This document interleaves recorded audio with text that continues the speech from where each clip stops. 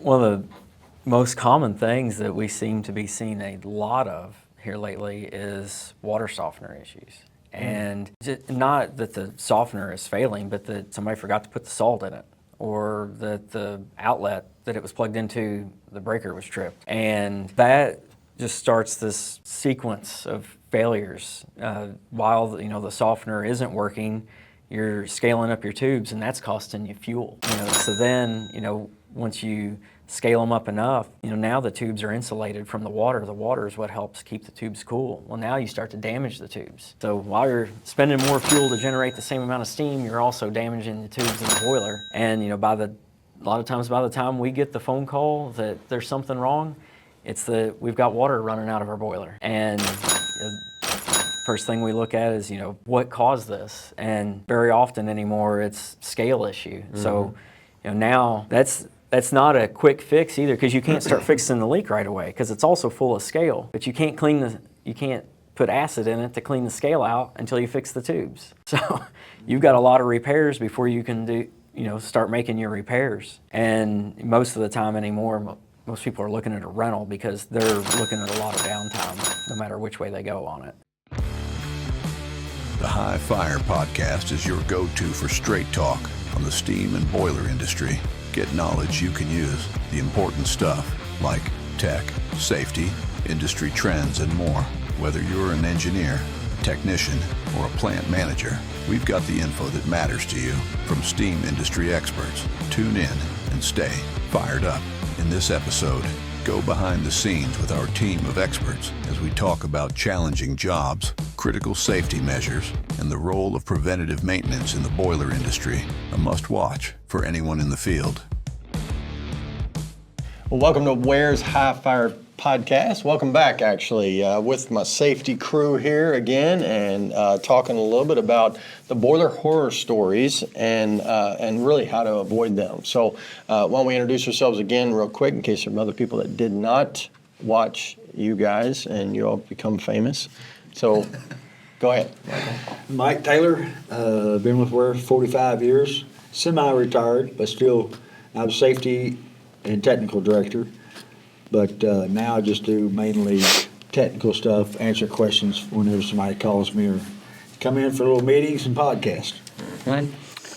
Travis Miller, service training director, was a service technician with WARE for about 7 years. For the last 2 years, I've been kind of overseeing the new hires as they come in, guys that want to become service technicians with the company, their journey and their progress through that, and getting them from point A to point B as efficiently and quickly as possible. Nathan Cates, the service manager.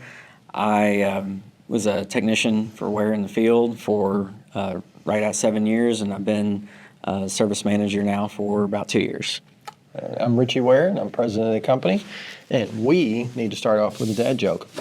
All right, so I had this boss that I really didn't like. He died. I went to his funeral, and I said, "Who's thinking out of the box now, Harold?" No? Dang. I'm getting more out of you.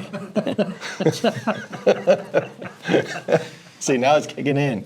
It's kicking in. Yeah. Okay, so the boiler horror stories is something that we really wanted to talk about. One of the things about boiler rooms, boilers when they were invented, the Industrial Revolution obviously changed the world. When the Industrial Revolution came in, allowed us to do so many different things. But with that, there was a lot of explosions that happened back in the day. People were getting hurt as we were learning this thing about steam and how it actually worked. It was awesome for a lot of different things for us, and it really propelled our country. But there's a lot of stuff that happened that was not good. So maybe let's just fast forward a little bit. As the explosions happened, how did we start getting to where things are safer? What did we do? Well, a lot of code agencies were brought into effect, like the National Board, to to govern over the inspectors, so that they'd all have the same inspection list to go by. Yeah. ASME for building the boiler to make sure it's integrity, right metal and the right kind of welding, and then NFPA for making sure that you had the right controls on the burner and stuff, so that you weren't operating everything manually, that you actually had low water cutoffs that controlled the boiler instead of just a sight glass and a guy there opening and closing the valve with nothing to shut the fire off with.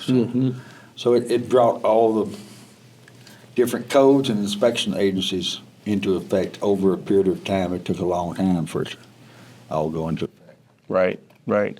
Explosions, of boilers. I mean, this is powerful stuff. I mean, this is not a small little. I mean, these things can be very, very dangerous.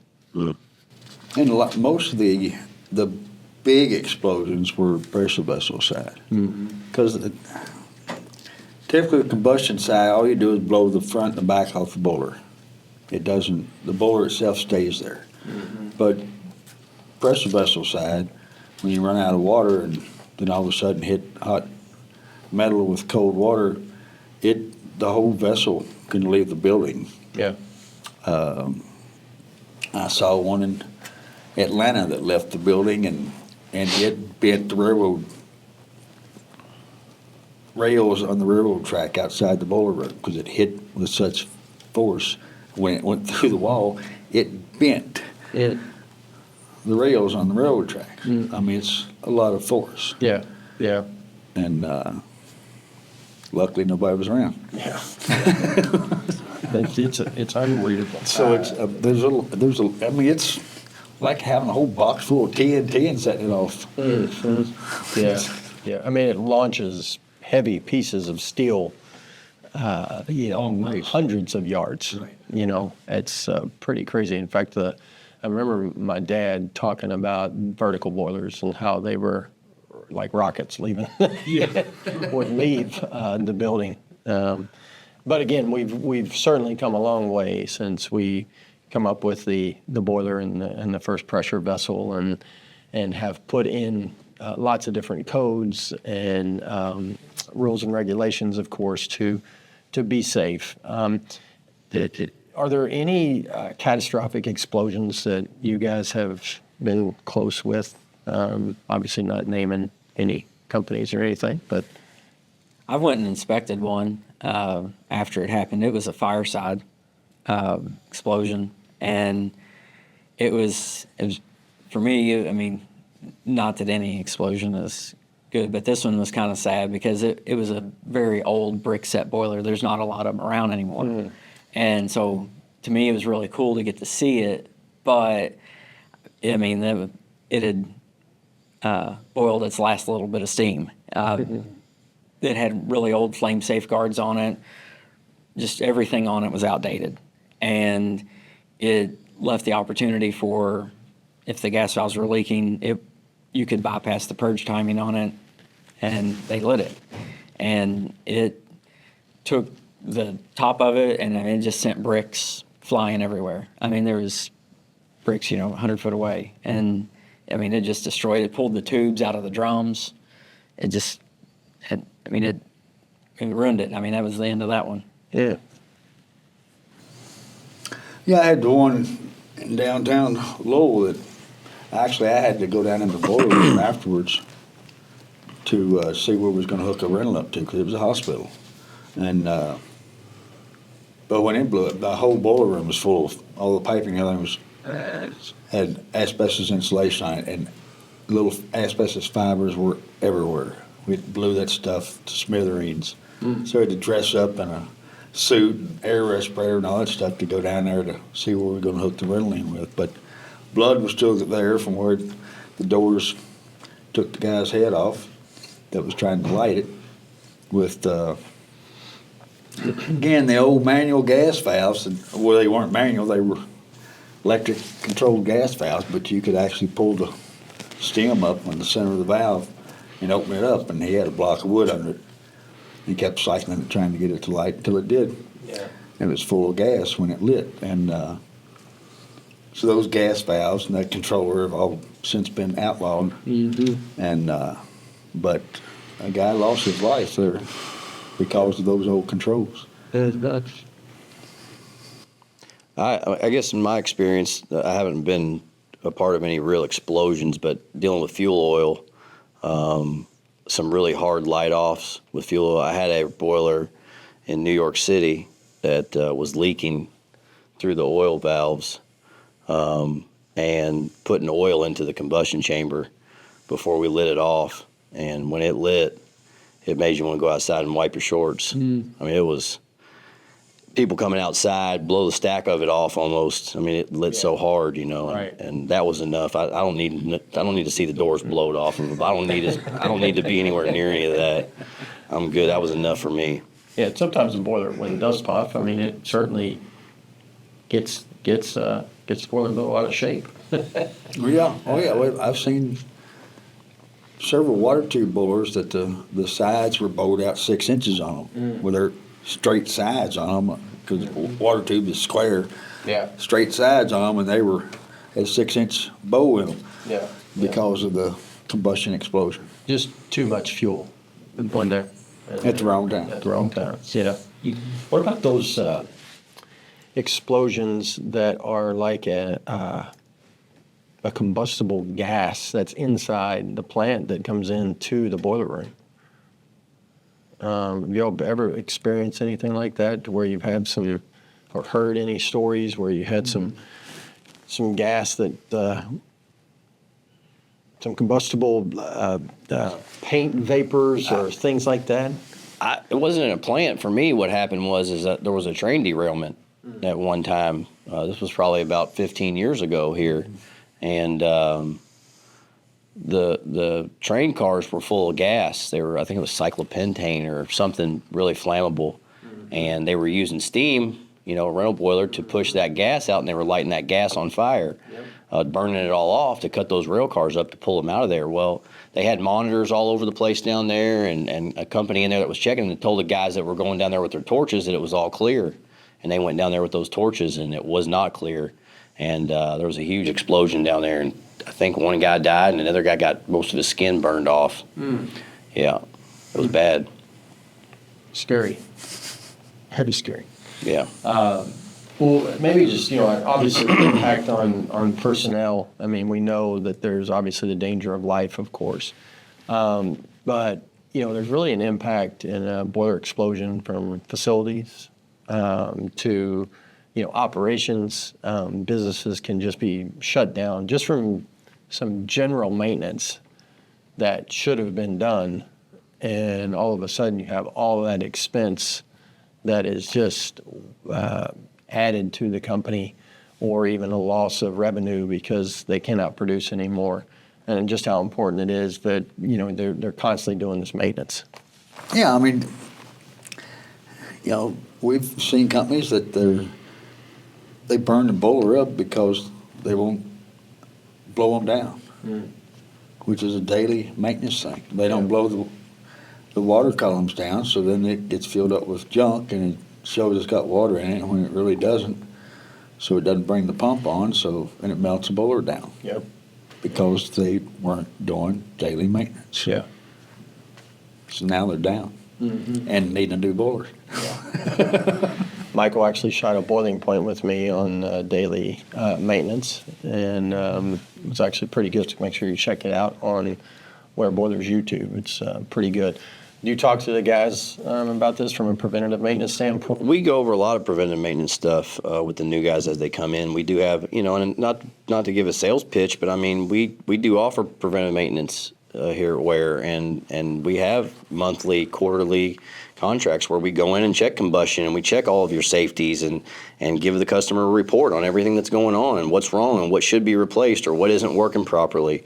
The new guys, we go in real detail through all that stuff, exactly how to do a PM check for them to go on customer sites with senior techs and go over all that stuff. Yeah, it's very, very important to make sure that you're doing all that. And it's, again, you're talking about a lot of savings in a company if you just adhere to just the general maintenance practices. We just cannot stress enough, and just the, being a boiler company, a service company like we are, we do see a lot of stuff, and it's I don't want to say comical, but some of the stuff you're just like, oh my gosh, how are we missing this? I don't know about your guys. They're out there in the field. One of the most common things that we seem to be seeing a lot of here lately is water softener issues. And not that the softener is failing, but that somebody forgot to put the salt in it, or that the outlet that it was plugged into, the breaker was tripped. And that just starts this sequence of failures. While the softener isn't working, you're scaling up your tubes, and that's costing you fuel. So then, once you scale them up enough, now the tubes are insulated from the water. The water is what helps keep the tubes cool. Well, now you start to damage the tubes. So while you're spending more fuel to generate the same amount of steam, you're also damaging the tubes in the boiler. And a lot of times by the time we get the phone call that there's something wrong, it's that we've got water running out of our boiler. And first thing we look at is, what caused this? And very often anymore, it's scale issue. Mm-hmm. So, now that's not a quick fix either, because you can't start fixing the leak right away because it's also full of scale. But you can't put acid in it to clean the scale out until you fix the tubes. So you've got a lot of repairs before you can start making your repairs. And most of the time anymore, most people are looking at a rental because they're looking at a lot of downtime, no matter which way they go on it. Mm-hmm. And so that's one thing that we've definitely been, all of our technicians during RPM checks, not only do we check the softener, we look in the brine tank to make sure that the salt is in there. And you would not believe how many times we pop the lid on the brine tank and there's no salt in it. Mm-hmm. And somebody forgot to put it in there. Yeah. It happens a lot. But it happens in people's houses too, right? They don't put salt right in there. So, but not supposed to. Their furnace and stuff is depending on it. That's exactly right. But I'm just saying the point of forgetting salt, it just happens in your home, but it just can't in this environment. It's somebody's job. Right. And they're not doing it. So, most of these companies are totally dependent on that boiler producing steam. Yeah. If it's not producing steam, they're not producing their product. Yeah. Because the boiler steam is just about everything that we touch is made from steam. Yeah. Or with steam. Yeah. Yeah. All starts with water treatment. Yeah. All of it. Yeah. I've had more than one customer say, well, I don't understand how I got this bad. Our softener's only been down for a week. Well, it all depends on how much makeup water you're going through, whether or not, what kind of impact that's going to have on you. And a lot of people just don't realize how fast it can get out of hand. And they don't realize either that if the softener does go down, okay, it's going to be down for a week.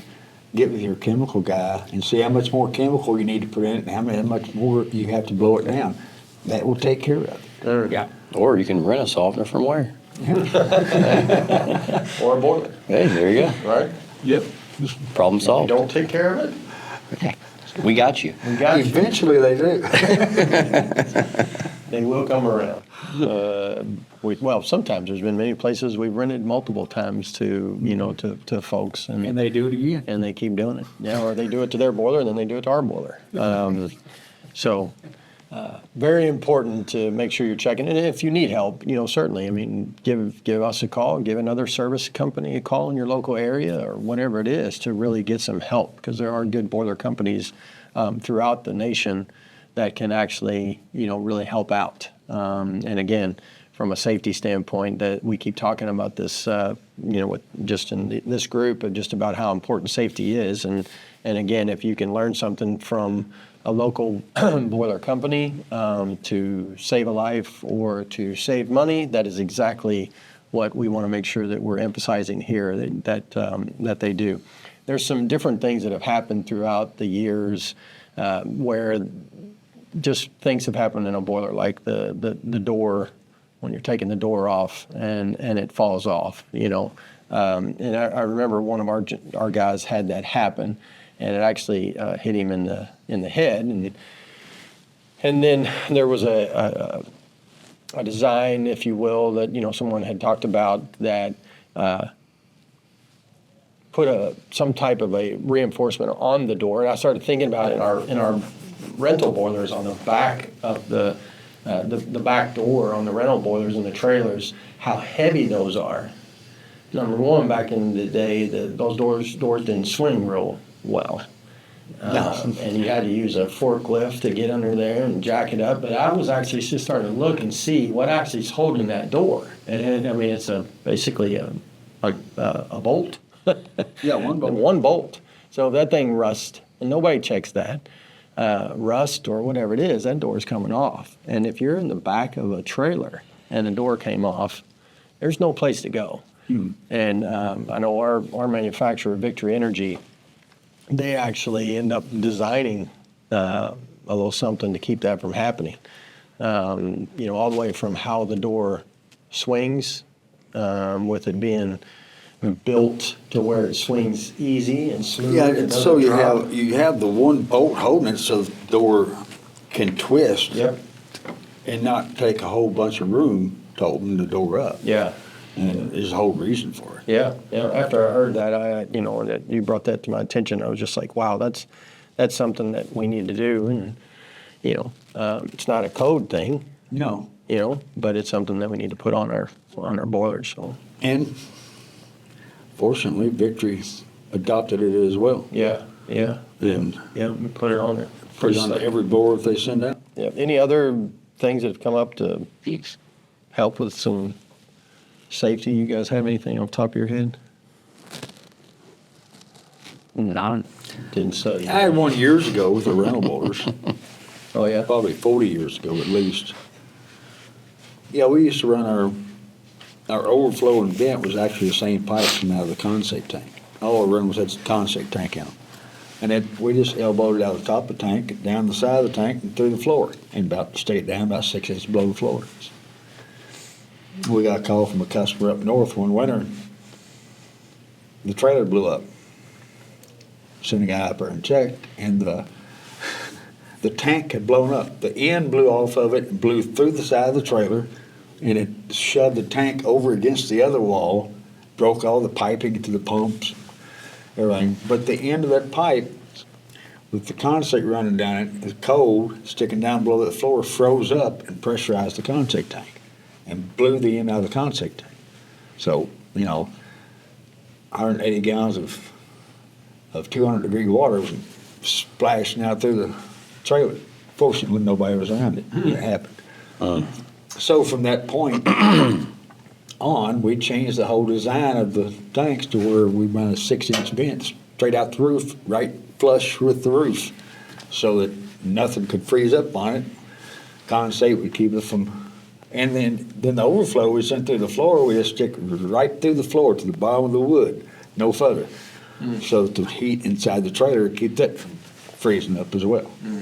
So it totally changed the way we built our trailers. Yeah. From that one incident. Yeah. That fortunately didn't hurt anybody. Yeah. Well, I think, again, the importance of safety being something that is at top of mind, to be able to make those changes when there are things that come up, Right. to be able to really just turn and say, hey, we're going to fix this. Right. Just that mindset, I think, is so important. You guys have been in, and Nathan, we were talking about this. You all have been in the business for a while, but Nathan had talked about that. Michael understands the Industrial Revolution because he's been in it. But you guys have seen some dirty jobs, and maybe talk a little bit about some of your dirtiest jobs. I mean, Boiler related. Without naming any names. the rendering plants in general, you don't have to name a specific one. They all smell about the same. Yeah, you can actually tell you're getting close when you're 2 miles away. Yeah. Yeah. And it's rough when it's there, when you're there. But the bad part is when you leave for the next couple of days, every time you get in your truck, it still smells like that rendering plant. It just sticks with you and hangs with you. Yeah.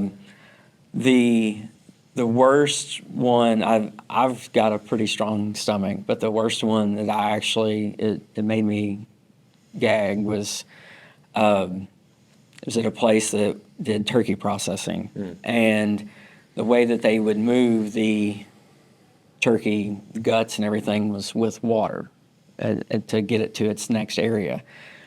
I don't know why, but for whatever reason, that trough came right through the boiler room and right underneath the boiler dead center. So whenever you were at the back of the boiler trying to look into the Morrison tube, it was coming underneath of you, and it was cold out, and that building was kind of exposed to outside elements, and so the steam started coming off of that trough because it had hot water, and it just come right up in my face, and I just had to stop. That made me gag. That was probably the worst that I've been in. Now, junior high basketball, just a story on the rendering plant. I was playing junior high basketball, and my dad was a technician, and I used to always go with him to different places. And I had basketball practice, and he was going to take me to basketball practice, but we had to go to a rendering plant. I could not believe the smell, obviously, when I went in there. But I had my sweatpants on, my practice gear, it was on. So when I showed up to practice, I smelled like a rendering plant, and everybody was about to gag. But it stayed with me for days. I mean, just disgusting. So, what about you? I mean, anything that has to do with animal products, period, anywhere, rendering plants, turkeys, chickens, feed. Blood dryers. Any blood dryers or sewer stuff, we do some sewer burners and sewage or any animal. And that's smell-wise, or like you said with your clothes. I mean, you wear your boots into that rendering plant, you might as well just buy a new pair of boots when you leave because they're going to be permanently stained and smelling probably. Yeah. Or keep an old pair of boots in your truck when you go in there and get ready to throw them away when you're done. Yeah. But, the dirty, that's the smell and the that part of it. But the dirty jobs are, the ones where, you go into companies that do like paint pigment, stuff like that, where everything you touch is a certain color and stains everything you have. So even your skin is stained that color, or anything that has to do with any kind of flue, soot stuff, anything that you're getting in, the companies sit it up a boiler. Cleaning soot out of a boiler is a really dirty job. Yes, it is. That's what y'all usually put the rookies on. Isn't it? That's right. Yeah. That's right. Rite of passage. Yeah, everybody's got to do it. That's when we find out if they want to stay or not. That's when we right. have to do that. Exactly. Dirtiest I ever heard of, 'cause I've been in the rendering plants and stuff, but guys used to raise Cain if they had to go to Jefferson Animal Control for the incinerator, where they burnt the doggies. They hated going in there and working on that burner. Because it'd have chunks on it and everything. Yeah. I do have a weak stomach, so. I told one of our technicians. He said that he worked at a place that they processed pork, and he said he got home and he said it was all over him. He said he just could smell himself, and he got to his back door and he just stripped down to his underwear, went inside and took a shower. He said he just couldn't stand it, and he come back to the back door and his clothes were gone. The uniform was gone. He looked and his dogs had his uniform, just having a field day with it in the backyard.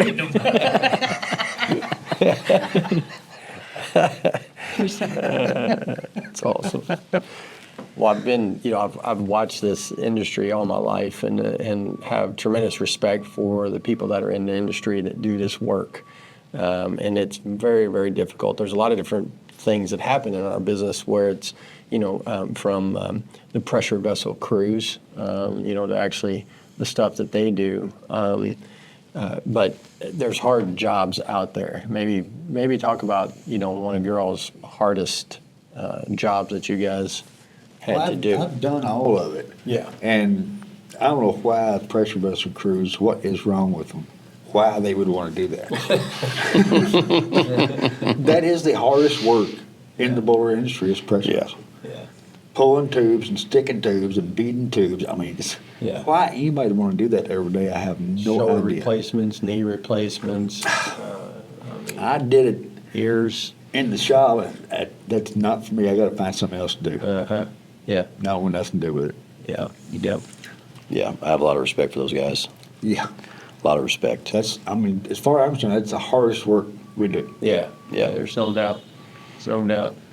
Just watching it. It's crazy. Yeah, it's a lot harder than what any technician does. Mm-hmm. I mean, they're those wires and stuff. They're not beating their brains out, beating tubes, yanking tubes out and sticking. I mean, it's just Loud. it's loud, it's dirty, Yep. and it's hard work Every day. every day. That's the part. I mean, helping out one time, two times, or whatever a year, one thing, being a helper. But what these guys are doing, the craft that they do, just tremendous respect and lots of props to these guys. It is a brutal job, but we need them. So hey, you need to work. And not only do they have to do that difficult job that is, physically taxing, but then they have to do it in a confined space a lot of times. Yeah. Then in, an awkward position or the spot that most people would look at and be like, well, I couldn't even fit in there. And then they have to go in there and then do their job. Yeah. It's I have a ton of respect for those guys. Yeah, there's no doubt. But at the same time, I mean, I know that's a tough job. But as a technician, the pressure on the technician of getting a boiler up and running when a plant is down, and the CEO is just flat getting after the guys in the boiler room and saying, why is this boiler not ready? That's a tough job. And the thing about that job is that when it takes longer, and now you've got sleep deprivation that starts kind of setting in. Maybe speak to that as technicians. Yeah, I'll say this. You think about hard jobs, and I don't feel like there's a lot. I mean, as far as talking about pressure vessel guys, that's a hard job. As a service technician, you have hard times that you go through, but there's a lot of good times too. For me, one of the hardest things or hardest situations that I had to go through was that we were providing steam and hot water for government housing up in New York City. And there was a big snowstorm, and a big water tube boiler outside went down. And with the snow on the ground, it took at least a few hours for me to get there when that boiler went down. And that was at nighttime, 3, 4 in the morning. Mm-hmm. By 7 or 8 o'clock in the morning, the boiler still wasn't up. It was pretty much frozen like a big ice cube. Mm-hmm. And they were actually bringing in Greyhound buses to evacuate the housing because there was elderly people and kids in the housing complex. They said there was around 10,000 people that lived in the housing complex. Wow. And then on top of that, there was a helicopter and a news crew and, our names across the boiler. And I'm trying to get the boiler up, and there's people just everywhere, police, fire department. I mean, that was hard. That was a lot of pressure. And I think it was 24 hours straight I was on that and got it back up and running, and they didn't have to evacuate the building, and everything worked out. But that was about the hardest situation that I've ever been in. Yeah. Yeah, that's emotionally hard work. Yeah. Yes. Instead of physical. Right. Yeah. Which can be worse than physical. Yeah, it's kind of the same thing what Travis was saying. It can be just mentally exhausting, and because a lot of times you'll have, the maintenance guys there, and if maybe you don't know what's wrong yet, you're trying to figure it out, and that he relays that answer back to his boss. Well, that usually doesn't set very well. That that the guy that you called in doesn't have the answer immediately. And, so then he shows up, and the next thing you know, you got a whole room full of people while you're trying to do your job. And so then that just, adds to the pressure that you're working under. You already are trying to figure out what's wrong and get it fixed and get them back up and running. And then you have everybody in there, standing over your shoulder. So the job can get, very tough, in those moments because you don't want to start rushing things and start cutting corners, trying to, get the boiler back up and running. You want to make sure that you're doing everything the right way and doing it the safe way. Yeah. Yeah. There's no doubt the technician of that, being that hero, if you will, being able to go in and save the day. I mean, that's an adrenaline rush in itself. But then there's just this work to get to that point. And I mean, it's again, just huge props to all the boiler technicians that are out there, as well as the pressure vessel crews that keep the country running. As Michael was talking about, a lot of products. 80% of all products are touched by steam in some way. And when you start taking away steam, we go to a third world country real fast. And so the importance of all of you guys out there, it's so important. And you ought to be really proud of yourselves for what you guys do. This is an awesome industry that is providing value, if you will, to America and to the world, really. So just hope you all know how much we appreciate you. But they're just the respect for the industry and for the occupation itself is pretty. I have huge props for that. Just watching, it's amazing. It's amazing. So there's some maybe some safety protocols that save the day out there. Anything come to mind that maybe where there was some safety measure that averted a disaster? Anything that pops to mind? I'm putting you on the spot. Got to think quick. No, nothing that averted disaster. Emergency shutoff right there. Yeah. That's it. I mean, I've recently, had newer guys that have had to hit emergency shutoffs on the way out of the boiler room just recently.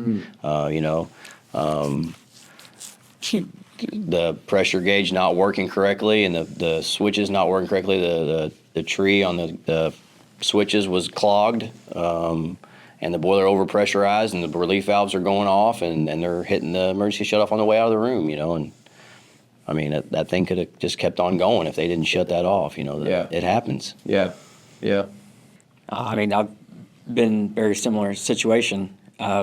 We were bringing a boiler back online after an open and close, and you can't see what's inside the steam piping, so you don't know if there's water there or not. And I told the guy and I told the customer, I said, the way that this header is arranged, there could be water there. We don't have a way to drain it. We don't have a way to know. So we're going to open it really slow, and we're just going to see what happens here. And we opened it just enough to where we could start to hear steam flowing through it. And as soon as we did, the whole header system shook. And I said, nope, this isn't going to happen today. We're going to have to, there's no way to drain it out. We're going to have to just bring the system down, get it drained out, really need a trap in here, to avoid this in the future. Yeah. And just, we didn't push it. Like we just said, no, this is it. There's no safe way to do this. We're not doing it. Good choice. Yeah. What are some simple things that can help avoid some of these horror stories that we have talked about? Just some simple stuff. Just right there. Yeah, right there's one. Putting traps in the right places on the headline. Sure. That way you don't have to worry about it. Yep. I mean, the one that blew up, that was white. It didn't have a trap. Yep. Making sure your relief valves are good. Making sure they're good and not leaking. Yep. Test them annually. I think education comes down, I'm, again, not to be giving a sales pitch, but we offer Boiler University 101 and 201 classes that will go through all the safety of that stuff that can prevent a lot of those things, Sure. That is not in the script, just so that you know. I did not tell him to say that. That is off the cuff.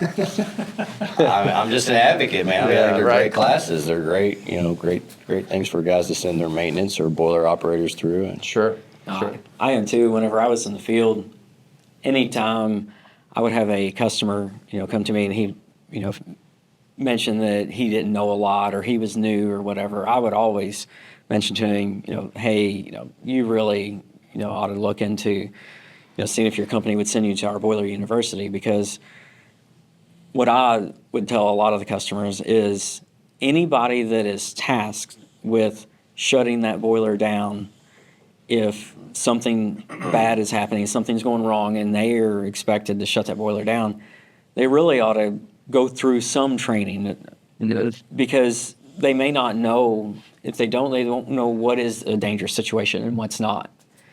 And so I always would say, you really need to go through some sort of training to understand, what you're looking for, what you're listening for, just to know when to, sound the alarm. Absolutely. Well, and again, along those lines, I mean, going to a boiler university like we have, you're talking to industry professionals, not professional educators. And being able to be with service technicians, it is just invaluable. You can ask all the questions that you need about your specific system and get that, get some help while you're there. And it's not necessarily just from a person that is reading out of a book. And I think that's what's so awesome about our classes, of course. And there are others out there, of course. And but we are a little biased, and the guys that do teach it do an awesome job. What else? Any other? How about blowing down the boiler? Something else that you need to do. And do it right. And do it right. Yeah. And that's something many they'll teach you at people- Boiler University. Yeah, exactly. So many people still don't know how to blow a boiler down correctly. Yeah. Because they use the quick blow down valve to blow the boiler down with, and it's not the correct way. Yeah. Yeah. I mean, it's too easy when you have, 125 pounds on a 150 pound boiler or 200 pounds on a 250 pound boiler. You open that quick valve up and close it quick. You just got threads there. Mm-hmm. When you put threads on a piece of pipe, it cuts half the pipe away. So that's all you got left holding is half the pipe. Yeah. Real easy to blow it, break that, and blow it off. Sure. Sure. Where if you use the slow opening like you're supposed to, you don't put that stress on that pipe. Yeah. Yeah. Again, on WARE Boilers YouTube, you all did one of those. So there's several of them out there on blowdown. Right. Water treatment.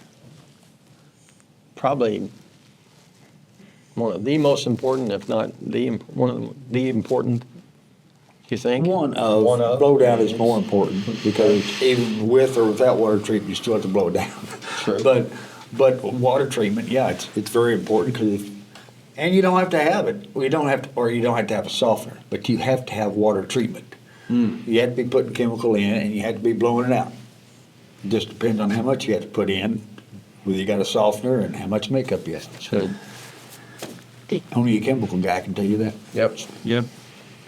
Yeah, the water treatment goes a long way because, yeah, you might scale the boiler up and you might be doing your blowdowns, but if you haven't been treating the boiler properly, you could be building sludge or scale.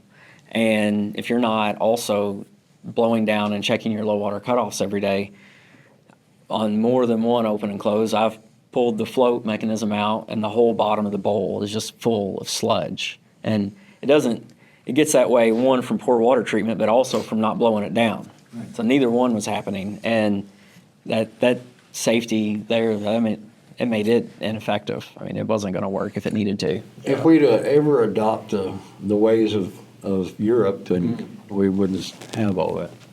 Because a fun fact is London has, 10 million people in the city of London, and there are 2 pressure vessel crews in all of London.